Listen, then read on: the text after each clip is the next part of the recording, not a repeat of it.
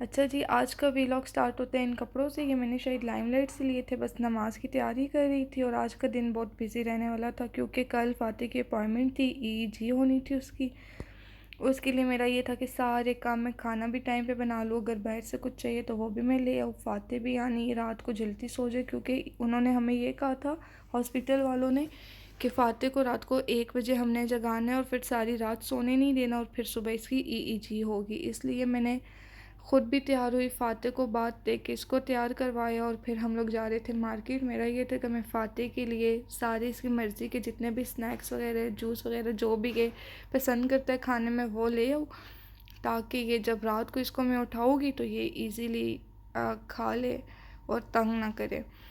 तो इसीलिए हम लोग अभी मार्केट जा रहे थे। और इस दफ़ा मैं फ़र्स्ट टाइम पाकिस्तानी कपड़ों में मार्केट की। वैसे ही होता है कि मैं अबाया वगैरह पहन के चली जाती हूँ, लेकिन पता नहीं इस दफ़ा कपड़े पहने, नमाज़ पढ़ी और बस उसी दुपट्टे को स्कार्फ़ की तरह करके मैं आ गई थी। यहाँ पे इसके बस जूस और योगर्ट वगैरह, बिस्किट वगैरह लूँगी, क्रैकर्स वगैरह जो इसको पसंद है। और उसके बाद घर जाके मेरा ये था कि सबसे पहले मैंने खाना बनाना है कि 5-6 बजे तक खाने वाला काम भी ख़त्म हो जाए, ताकि जानजिब तकरीबन 6:30 बजे घर आते हैं और उसके बाद हम लोग 7 बजे तक खाने से फ्री होके सो जाए। 7 से 1 बजे तक फ़ातिह की जो नींद है वो भी पूरी हो जाएगी और मैं भी उस टाइम में सो जाऊँगी। घर आती मैंने बस लाजानिया बनाना स्टार्ट कर दिया था, क्योंकि जानजिब काफ़ी दिनों से कहते कि लाजानिया बनाओ, लाजानिया बनाओ। तो मैंने सोचा चलो आज बना लेते हैं कि कल जब हम हॉस्पिटल से वापस आएंगे और थोड़ा सा बच्चा होगा तो मैं वही खा लूँगी। खैर, एक तरफ से डर भी लग रहा था क्योंकि लास्ट ईयर भी फ़ातिह का ईयर्स का टेस्ट होना था और उसके लिए भी हमें डॉक्टर ने कहा था कि इसको रात को 12 बजे उठाना है और उसके बाद इसको सोने नहीं देना, और फिर फ़ातिह के कानों के जो पर्दे, लेयर्स वगैरह उनको चेक करना था। तो तब फ़ातिह ने बहुत तंग किया था। ये 1 साल पहले इसका ये वाला टेस्ट हुआ था। और फिर जो है कि लाजानिया बनाते हुए बस यही सोच रही थी क्या होगा रात को, कितना तंग करेगा फ़ातिह, क्योंकि अब एक बच्चा उसको रात को उठा के बिठा दो, बड़ा बंदा यानी रात को अगर उसकी नींद ना पूरी हो तो चिड़चिड़ा हुआ होता है, ये तो फिर बच्चा है।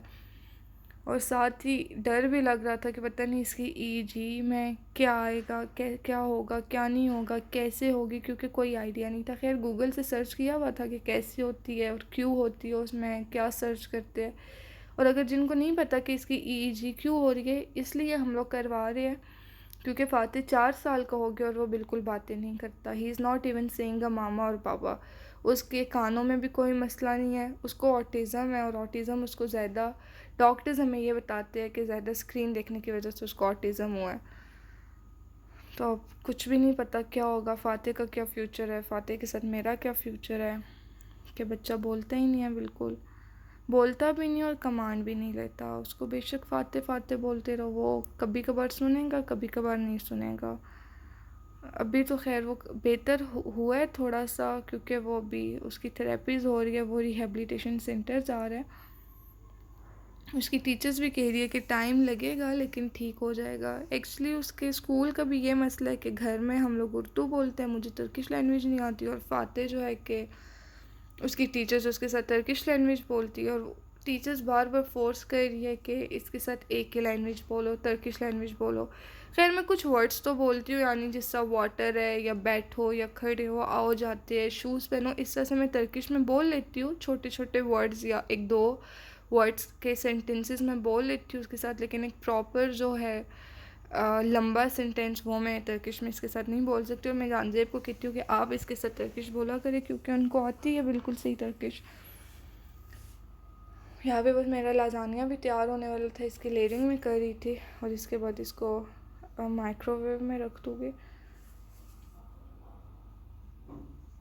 और जब हम लोग हॉस्पिटल गए, सारी रात फ़ातिह को जगाने के बाद हम लोग जब हॉस्पिटल गए तो उन्होंने हमें कहा कि इसको जो है कि अब हम लोग तकरीबन 7:30 बजे हॉस्पिटल पहुंचे और उन्होंने हमें एक टाइम दिया कि 8:30 बजे या 8:40 पे फ़ातिह को एक कमरा उन्होंने हमें अंधेरे वाला बताया, जिसके अंदर 2 बेड्स लगे थे और 2 सोफ़े पड़े थे, चेयर्स पड़ी थी, कि इस कमरे में जाके 8:40 पे फ़ातिह को सुला देना, और जब ये सोएगा तो फिर हमने उसको ईईजी वाले रूम में लेके जाना था जहाँ पे उसकी ये सारा प्रोसेस होना था।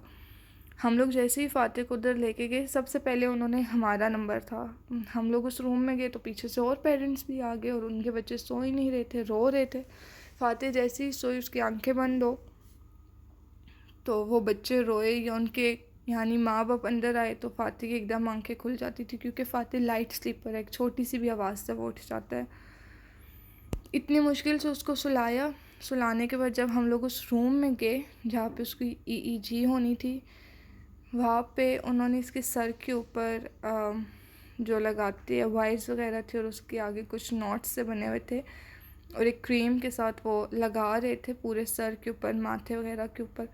जब वो सिर्फ 2 रहती थी तो फ़ातिह उठ गया और उठते ही उसने अपने यानी एक हाथ से उन सबको खींच के उतार दिया और रोने स्टार्ट हो गया।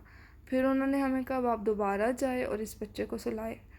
खैर उस टाइम फ़ातिह की नींद गायब हो गई थी, ऐसे लग रहा था इसने तो अपनी सारी रात की नींद पूरी की हुई है। तो फ़ातिह सो ही नहीं रहा था। उसके बाद फिर जो है कि उन्होंने हमें एक टाइम बताया कि अगर आपका बच्चा 11 बजे तक ना सोया तो आपको कल फिर आना पड़ेगा, फिर दोबारा न्यू अपॉइंटमेंट लेके आना पड़ेगा। और मुझे इतनी टेंशन हो रही थी क्योंकि आज भी इतनी मुश्किल से मैंने फ़ातिह को रात को जगाए रखा, उसके फेवरेट स्नैक्स उसको देती रही, स्क्रीन हम इसको बिल्कुल भी नहीं दिखाते। फिर इसको मैंने लेकिन रात को जगाने के लिए इसको मैंने स्क्रीन भी लगा के दी, इसको मैंने आईपैड के ऊपर गेम भी दी ताकि ये जागा रहे, ये सोए ना। इधर भी आप इसको देख सकते हैं कि ये बार बार जाके सोफ़े के ऊपर लेट रहा था, बार बार अंदर अपने रूम में जा रहा था और मुझे भी खींच के लेके जा रहा था कि आओ इधर सोते, और अपने बाबा के पास जाके लेट जाता। फिर इसको मैं उधर से लेके आती, कभी इसका मुंह धुलाती, कभी इसको टॉयज़ देती, कभी कोई गेम डाउनलोड करके देती। और इधर तो ये डाइनिंग टेबल के नीचे घुस गया था क्योंकि इसको मैं बार बार उठा के बिठा रही थी, तो इसने कहा बस मेरी जान छोड़ो। इसको पता था इधर इसके नीचे तो मैं नहीं आ सकती, तो इसलिए ये इधर चला गया था। तो जब खैर उन्होंने हमें यही कहा कि 11 बजे तक अगर ये ना सोया तो आपको न्यू अपॉइंटमेंट लेके आनी पड़ेगी। मुझे तो बस कुछ होने लग गया कि अब क्या होगा, अगर न्यू अपॉइंटमेंट हुई तो क्या क्या होगा। जानजेब का तो यही था चलो जी चलते हैं और न्यू अपॉइंटमेंट लेके आ जाएंगे, इसने तो नहीं सोना। लेकिन मेरा यही था कि नहीं ये किसी तरह सो जाए। खैर मैंने जानजेब को कहा आप छोड़े, मैं इसको अपने तरीके से सुलाती हूँ। मैंने गेम लगाई और मैं उसके सामने गेम खेलने लगी। और होता है ना बड़े बंदे को भी स्क्रीन देख के नींद आ जाती है, तो मैंने आई गेस एक गेम खेली होगी, दूसरी गेम में जानजेब ने कहा बंद करो ये सो गया। वो शुक्र का कलमा पढ़ा के फ़ातिह सो गया। और फिर उसकी तकरीबन घंटा एक उसका प्रोसीजर होता रहा, ईईजी होती रही। लेकिन काफ़ी मुश्किल से ये टाइम गुजरा। ये रात का टाइम है जब फ़ातिह को मैं उठाया हुआ था। और उस टाइम मेरा ये था कि चलो जानजेब पे ही तो कहते ऐसे करेंगे कि 3 बजे तक तुम इसके साथ उठना और उसके बाद तुम सोना और मैं उठूँगा। लेकिन मैंने कहा आपने सुबह ऑफ़िस भी जाना था, क्योंकि जानजेब ने ये सोचा हुआ था कि अगर हम लोग 12 बजे से पहले फ्री होता हूँ तो मैं फिर ऑफ़िस चला जाऊँगा, अगर 12 से बाद लेट हुआ तो फिर ऑफ़िस नहीं जाऊँगा। लेकिन हम लोग तकरीबन 12 साढ़े 12 बजे तक फ्री हो गए थे और उस टाइम जानजेब के ऑफ़िस में लंच की ब्रेक थी, तो वो कहते मैं फिर ऑफ़िस ही चला जाता हूँ। तो इसीलिए मैंने जो है कि उनको रात को नहीं उठाया था क्योंकि ये था उनका ये प्लान था कि वो ऑफ़िस जाएगा। मैंने कहा चलो किसी एक बंदे की तो नींद पूरी हो, मैं तो फिर घर आके फ़ातिह के साथ सो जाऊँगी, वो ऑफ़िस जाएगी तो उनका यानी सारा दिन बुरा गुजरेगा।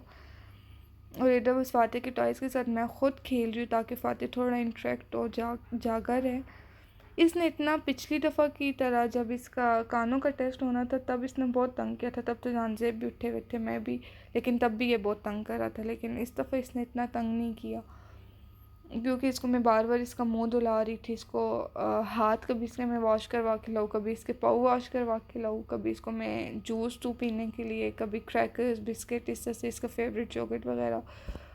और यहाँ पे जब फ़ातिह की थोड़ी नींद दूर हुई, मुझे लगा हाँ ये थोड़ा फ्रेश है, तो मैंने पहले फिर थोड़े से तहज्जुद पढ़े। तहज्जुद पढ़ने के बाद मुझे भी भूख लग गई थी क्योंकि 7 बजे रात को खाना खाया था।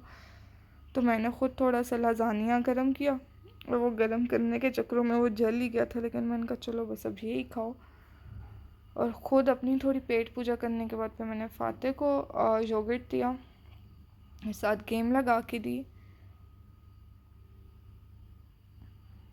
यहाँ पे जब फ़ातिह को नींद आई थी, इसको मैं अंदर कमरे से बैठ लेके आई थी, आ ही नहीं रहा था, रो रहा था। तो इधर कैंडल्स वगैरह पड़ी थी वो मैंने लगाई। मैंने कहा चलो इसको कुछ ऐसी चीज़ करूँ कि इसकी थोड़ी तवज्जो नींद से हटे।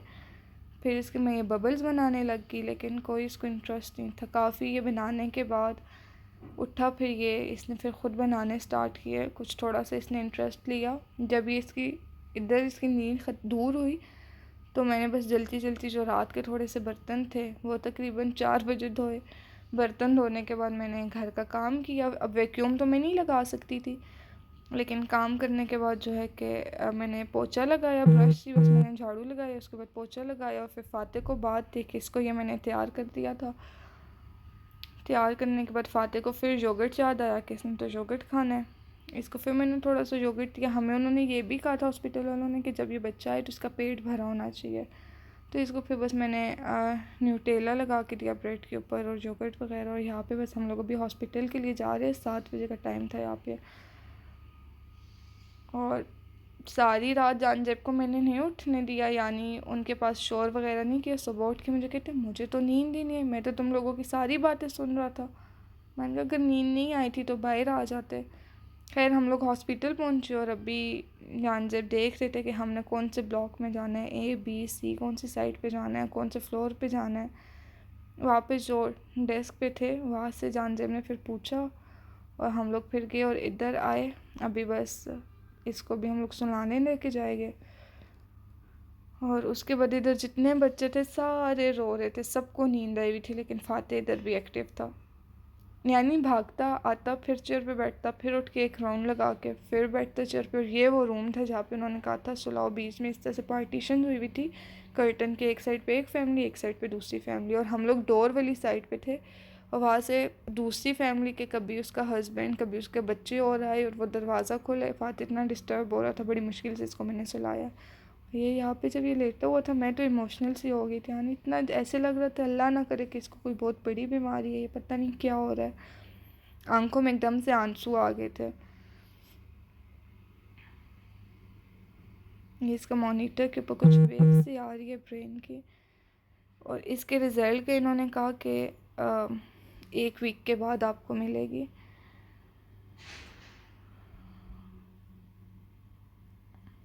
अब यहाँ पे इसके सर से तार। और उसके बाद घर आए। फ़ातिह भी हॉस्पिटल गाड़ी में ही सो रहा था और हम लोग यहाँ पे कैफ़े में हैं क्योंकि नाश्ता नहीं किया था। भूख लगी थी मुझे भी, जानजेब को भी। नाश्ता किया फिर घर गए।